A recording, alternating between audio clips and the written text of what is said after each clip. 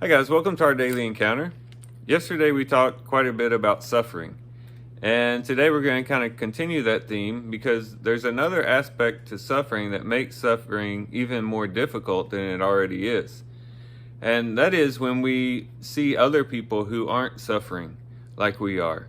Sometimes that can be a challenge. Maybe perhaps we're dealing with depression, or we're dealing with some type of sickness or illness, or maybe the loss of a loved one, and we look at others who aren't experiencing the same things that we are experiencing, and we might become envious and begin to think, here I am serving the Lord, I'm dedicated to Him, and yet I look around at other people and who are not as committed and perhaps are even rebellious against the Lord, and they're not having to deal with the same struggles that I'm going through.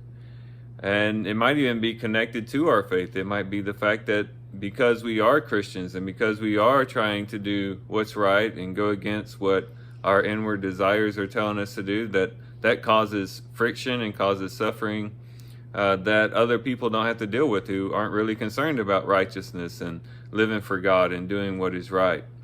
And so this can be a challenge to our lives, and it can really cause us to become very bitter on the inside and can cause some very harsh feelings within. Asaph in Psalm 73 was experiencing this very thing. He was dedicated to the Lord. He was one who was very committed to the temple service. He was a man who had basically dedicated his life to worshiping God. And yet that had basically just issued out into suffering.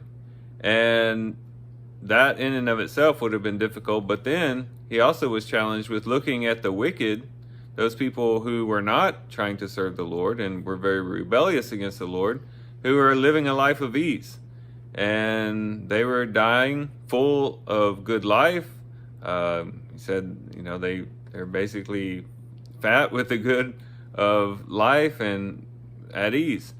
And yet he himself was suffering, even though he was committed to God. This is what he says in verse 12. Behold, these are the wicked, and always at ease. They have increased in wealth. Surely in vain I have kept my heart pure, and washed my hands in innocence. For I have been stricken all day long and chastened every morning. And so he's very challenged in his faith when he considered other people not having the same struggles that he's having. Well, what can we do in a situation like that? Because it's a reality. It's something that sometimes comes upon us unexpected, and it can really take us away if we don't fight against it and if we don't really deal with it in the proper way. And what Asaph shows us is that it's really just a matter of perspective. It really goes back to our perspective, because as you go on to read, it talks about the fact that he kind of came to when he went to the sanctuary and when he came to the place where people worship the Lord. And when he did that, he realized, okay, well, I've had the wrong perspective. Now I understand that, yes, right now they have it good. Right now they have a life of ease. But ultimately, looking at it from an eternal perspective, it's not going to work out good for them. And as a matter of fact, if I remain committed to the Lord, even though I'm suffering, and even though I might be afflicted with something that other people are not afflicted with, that there is glory waiting for me. He says in verse 22, after he kind of came to himself, he says, "Then I was senseless and ignorant. I was like a beast before you." He's thinking about back when he was thinking the way that he was thinking before. He says, "Nevertheless, I am continually with you. You have taken hold of my right hand. With your counsel you will guide me, and afterward receive me to glory." And so Asaph found comfort in the fact that there is glory waiting for him. Destruction for those who continue to rebel against God, even though they have a life of ease now, but glory waiting for him, even though he might be suffering now. And this led him to the grand conclusion, probably the highlight of Psalm 73, where he says in verse 25, "Whom have I in heaven but you?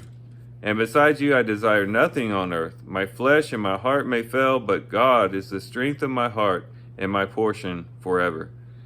So then he even got an even higher view of things, in that he recognized, not just in the future do I have glory, but even right now, I don't desire anything but God. If I have God and I have the presence of God in my life, I need nothing else.